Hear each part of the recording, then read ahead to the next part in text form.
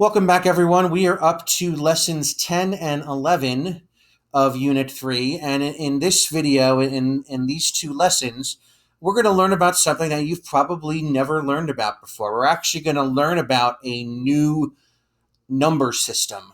Our traditional number system is what we call the real numbers. That's the number system that you've been using since you started learning math in elementary school. And we know that in our traditional real number system, one of the facts about that system is that you can't take the square root of a negative number. It is impossible in the real number system to take the square root of a negative number. Why is that impossible? Because you can't square a number and have the answer be negative. So that's something that we've known for a while now. So what was done is they created a new number system was invented in order to give these negative square roots a value, and this number system was known as the imaginary numbers. Now, before anybody asks, just because they're called imaginary numbers doesn't mean they're fake numbers. They could have been called red numbers or blue numbers. They just decided to call them imaginary numbers. And like I said, the purpose of this number system that is separate from our traditional real number system was to give these negative square roots a value. So what this imaginary number system is based on is these two facts right here. They created a variable I. They denoted I. I is short for imaginary, and they said we're gonna let this variable I be equal to the square root of -1. And if I is equal to the square root of -1, then that also means, as a consequence of that, that I squared is going to be equal to -1. So the entire number system is based on these two things right here. So what that means essentially is that when we do negative square roots in this imaginary number system, we can essentially treat them as if they were positive square roots. We would just tack on an I at the end. So I have a few examples here. The square root of -1. All right, we know if this were the square root of +1, we would say that the answer is positive and -1. Well, in the imaginary number system, we would say that the square root of -1 is equal to positive and -1i. Okay? Square root of -4. All right? If it were the square root of +4, we would automatically know that the answer is positive and -2. Well, in the imaginary number system, the square root of -4 is going to be positive and -2i. Okay? Square root of -9. All right? If it were the square root of 9, we would automatically know that the answer is positive and -3. But in this imaginary number system, when I have the square root of -9, I can treat it as if it were the square root of 9 and say that the answer is positive and -3i. Again, tack on an I at the end. You could also do the same thing with non-perfect squares. So if I had, for example, the square root of 10, which I know is a non-perfect square, if I had the square root of -10, I could rewrite it as the square root of +10, but just tack on an I at the end. And I'll show you what I mean by this when I do the examples in a little bit. So that is our imaginary numbers. If you take the real numbers and the imaginary numbers, if you combine them, you end up with something called the complex numbers. A complex number is simply a combination of a real number and an imaginary number. So here's an example of a complex number: 3 plus 4i. Okay? 3 being the real number part and 4i being the imaginary number part. If I put it together, I have a complex number. And whenever I deal with complex numbers, we'll always write the real number part first and the imaginary part second. So 3 plus 4i, not 4i plus 3. So with that in mind, let's go ahead and take a look at our examples here. So number one and number two, write the following as imaginary numbers using I. So square root of negative 100. All right, if it were the square root of 100, we would know that the answer is plus and minus or positive and negative 10. Well, the square root of negative 100 is going to be positive and negative 10i. And that is it. It's as simple as that. So the square root of negative 144 is going to be positive and negative 12i. All right, because the square root of positive 144 is positive and negative 12. Okay, so again, we treat negative square roots as if they were positive square roots. We just tack on an I at the end. Okay? 3 through 6, solve the following equations.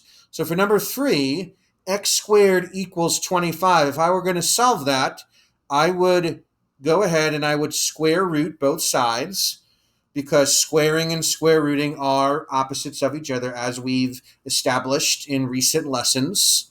Okay, remember, square root and squared cancel each other out. So we end up with an answer of x equals square root of 25 is going to be positive and negative 5.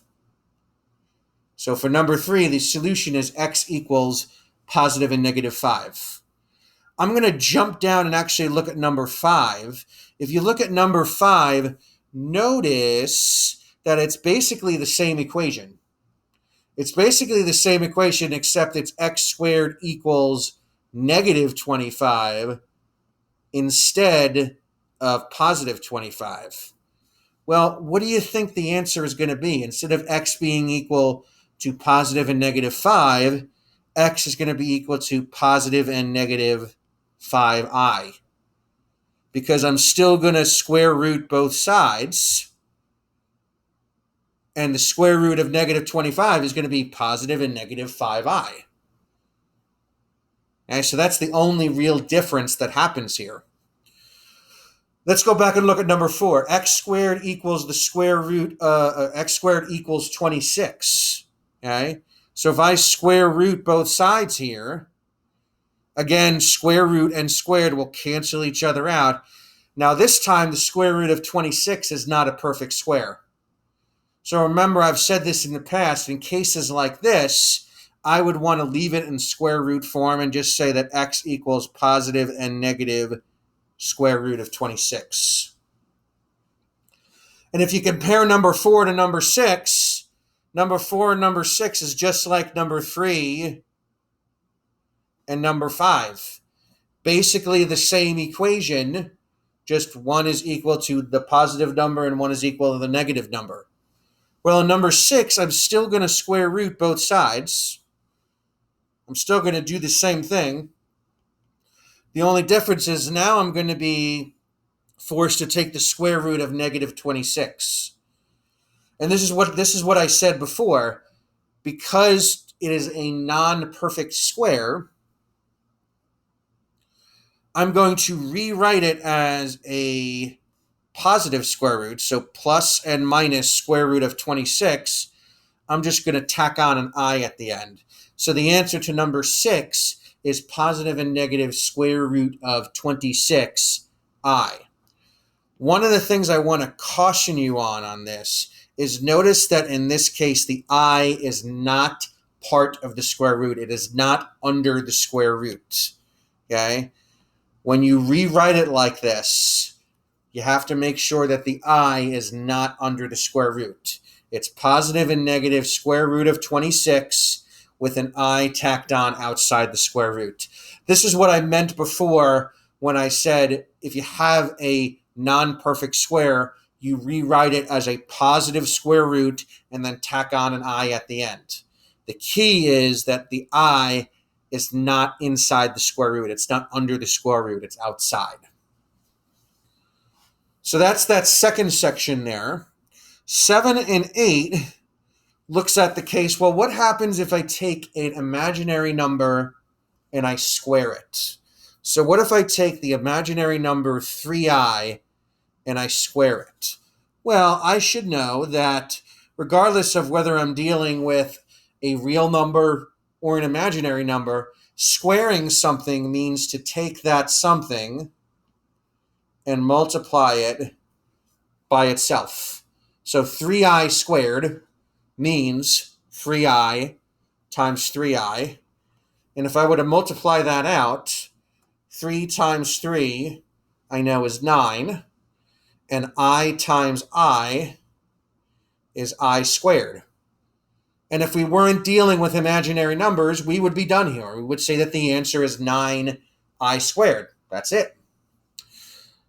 However, because we're dealing with imaginary numbers, I want to go back to the lesson notes for a quick moment here.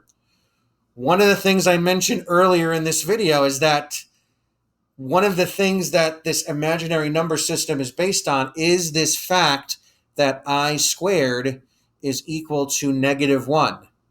So whenever I'm doing anything with imaginary numbers or complex numbers, whenever I'm doing anything with involving I, if I end up with an I squared, I have to simplify it. I have to let I squared be equal to -1 because that is one of the foundational characteristics of this number system. So when I have 9 times I squared, what that really means, 9 times I squared is really 9 times -1, since I squared is equal to -1. And we should know that 9 times -1 is -9. That is my final answer for number 7. So to answer what I said before, what happens if I take an imaginary number and I square it? If I take an imaginary number and I square it, I actually end up with a real number. I end up with a number that doesn't have I. Okay? Let's see what happens with number 8. Okay? 8i squared. Okay? That's going to be equal to 8i times 8i. I'm doing this the same way I did number 7. So 8 times 8 is 64. And I times I is I squared. And again, because this is an imaginary number, 64 times I squared is really 64 times -1. And 64 times -1 is -64. So if I take the imaginary number 8i and I square it, I get -64. Okay? This video, this lessons 10 and 11 are really just introductions to basic stuff regarding these imaginary numbers. As we move forward through the rest of this unit, we're going to go more in depth into the imaginary numbers and the complex numbers. And that is it for lessons 10 and 11.